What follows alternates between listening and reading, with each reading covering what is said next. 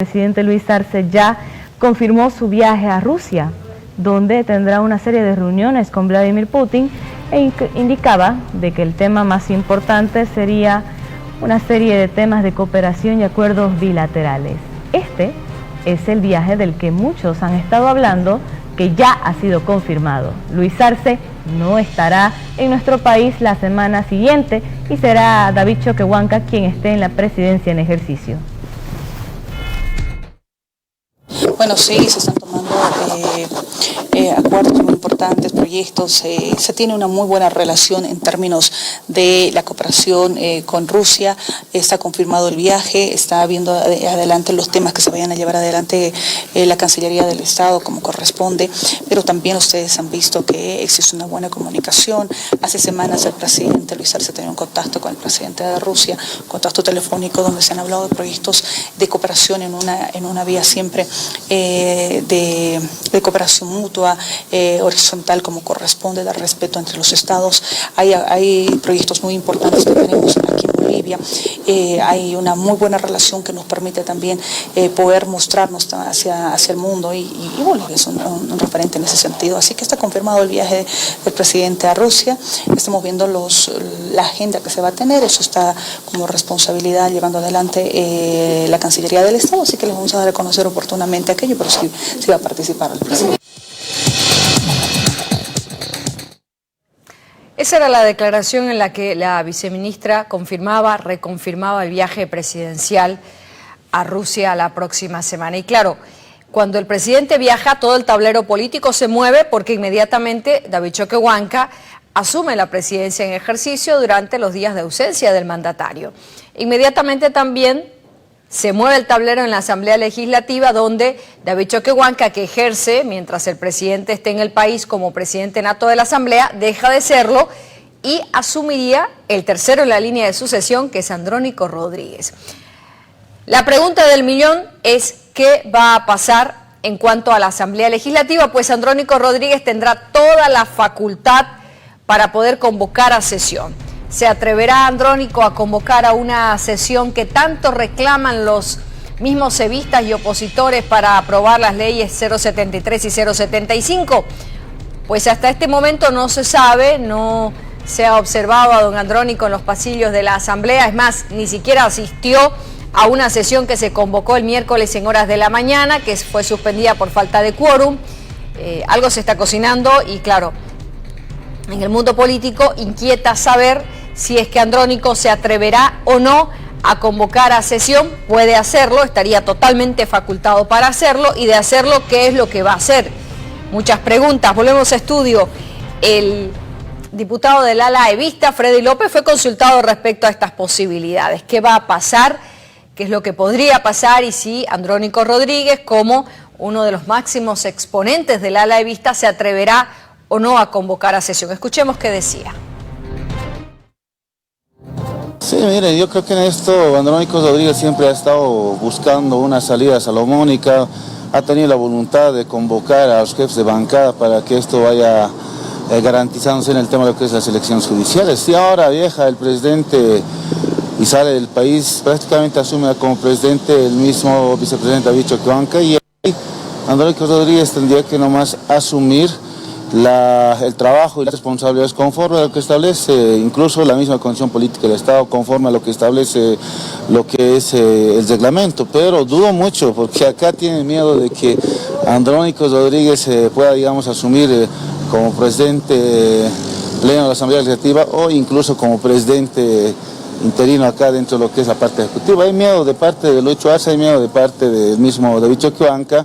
Ustedes se acordarán cuando asumió apenas un día y ya tenían miedo, inmediatamente regresó David Choquehuanca al país. Entonces, a ver qué es lo que pasa, pero yo creo que está en la potestad, está en sus funciones, atribuciones de que Andrónico Rodríguez sí podía convocar al pleno porque no hay voluntad de parte del mismo vicepresidente o presidente del Estado. Sí, se podría hacer la viabilidad de convocar al pleno y a partir de eso garantizar pues las elecciones judiciales, porque acá no se está garantizándose, no simplemente con decir de que se pueda asumir el trabajo a través de lo que es las comisiones mixtas. Ustedes saben de que los plazos en el tema de lo que es las elecciones judiciales son 150 días y ha pasado el tema de lo que es incluso en el proceso de las elecciones ya a los 80 días. Entonces sí o sí tenemos que garantizar a través de una ley corta que esto pueda garantizar también de que esto se pueda realizar. No es así como habla el mismo vicepresidente o algunos diputados.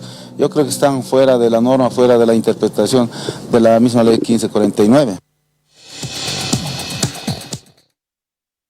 Un poco más temprano, Miguel Rejas, que es evista, presidente de una de las dos comisiones que se encarga de todo el proceso de preselección de candidatos, decía que esta es la oportunidad de oro que tienen para de una vez allanar el camino y viabilizar las elecciones judiciales. Recordemos que Miguel Rejas ha insistido en la necesidad de que David Choquehuanca convoque una sesión y allí se apruebe una resolución, una ley corta, lo que sea, que pueda dar el marco normativo para continuar con todo este proceso. El diputado dice que Andrónico Rodríguez tiene ahora en sus manos la oportunidad de oro para hacerlo. Toda la facultad, ¿no? Porque al final el vicepresidente asume la presidencia y el presidente de la Cámara de Senadores asume lo que es el presidente nato de la Asamblea. Entonces tiene toda la facultad y las atribuciones que la Constitución emana para poder convocar a una Asamblea y seguramente tal vez pueda hacer el camino para allanar lo que es el proceso de preselección y otros proyectos de ley. No solamente es este proyecto o este proceso de preselección. Tenemos leyes que han sido ya fenecidos los tiempos y los plazos en diputados y en senadores.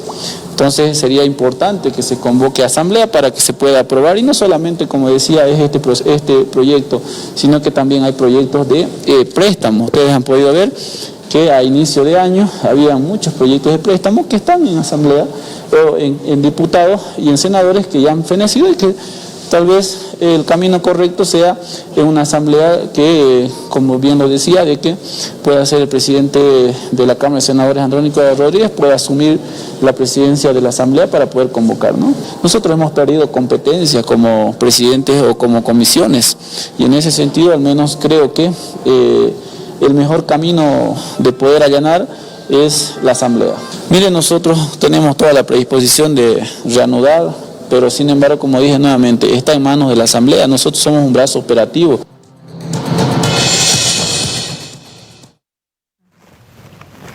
Uno de los parlamentarios del ala arcista, el senador más bien Santos Ramos, es quien ha sorprendido y ha dicho que está de acuerdo con que Andrónico Rodríguez convoque una sesión de asamblea, pero, decía, sin manipular y con el informe de las diferentes comisiones.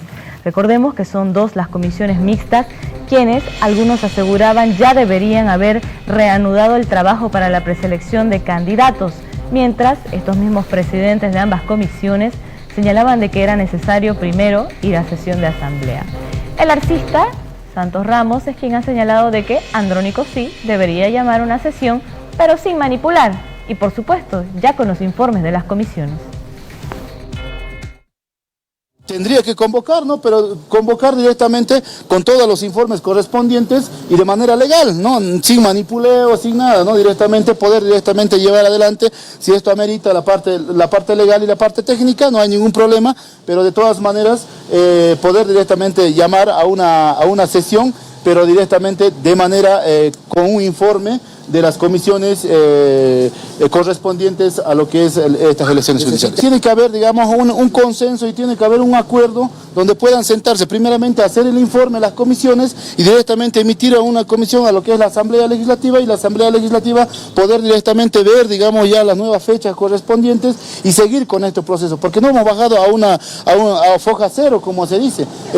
Tenemos que dar continuidad a lo que es el tema de las elecciones judiciales, eso quiero poner en contexto. Entonces, para eso, primeramente tiene que haber pues los informes correspondientes a lo que es la Asamblea o al presidente nato de la Asamblea Legislativa. Para eso hay, digamos, la Comisión de Constitución, hay Comisión Mixta, que realmente son los directos responsables de poder directamente ya llamar a lo que es a una sesión para poder directamente, porque hay directamente una sentencia de que tiene que haber una continuidad, digamos, de estas elecciones judiciales.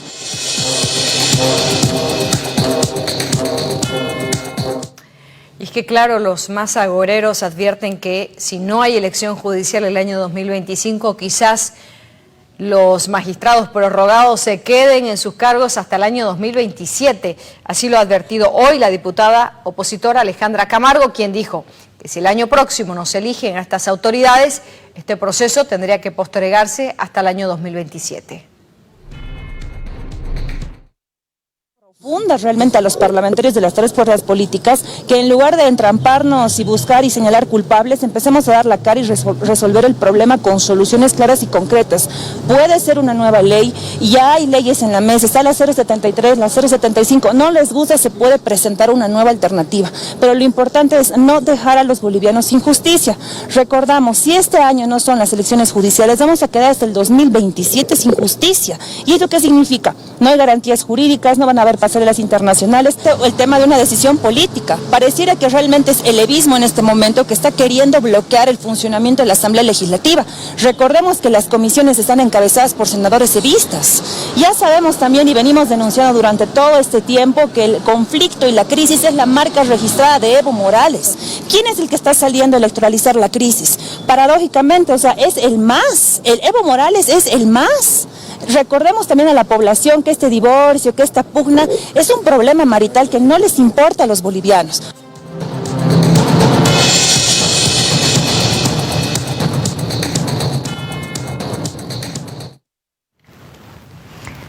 Declaraciones van, declaraciones vienen, algunos hablan de la sesión del Pleno, otros de las comisiones, pero ahora un nuevo sazón a todo este proceso.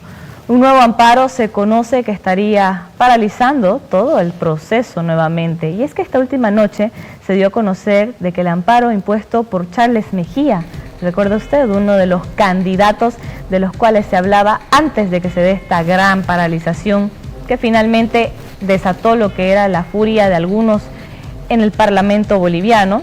Se conoce la presentación de este nuevo amparo constitucional en el departamento del Beni, que paraliza nuevamente el trabajo de la preselección de candidatos a los magistrados, porque el demandante sería quien habría pedido la suspensión, y escúchese bien, de todo el proceso hasta resolver en audiencia su querella, misma que se realizará recién este próximo 3 de junio.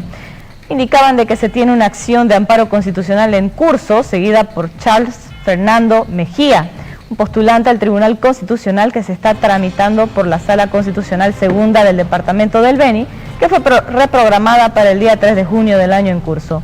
Era lo que indicaba el secretario técnico Marcelo Maldonado en esta última sesión que se dio a conocer hace unas horas. Se tiene una audiencia en espera, que es para el 3 de junio. Esto era porque se ha suspendido la audiencia que en una primera instancia se nos había notificado.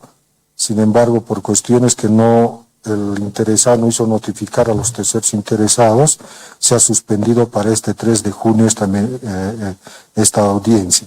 Hay que tomar en cuenta que esta audiencia sí tiene una medida cautelar que ha paralizado todo lo que significa el proceso en cuanto al cronograma para la duración, pero solamente es respeto a lo que es al Tribunal Constitucional Plurinacional. Considerando que se tiene una acción de amparo constitucional en curso seguida por Charles Fernando Mejía postulante al Tribunal Constitucional, que se está tramitando por la Sala Constitucional Segunda del Beni, que fue reprogramada, como señalé hace rato, para el día 3 de junio del año en curso, y que también dispuso como medida cautelar la paralización de la convocatoria y el calendario y cronograma de la preselección de postulantes para las elecciones judiciales para el Tribunal Constitucional Plurinacional, disponiéndose específicamente dicha paralización hasta que se resuelva la presente acción de amparo.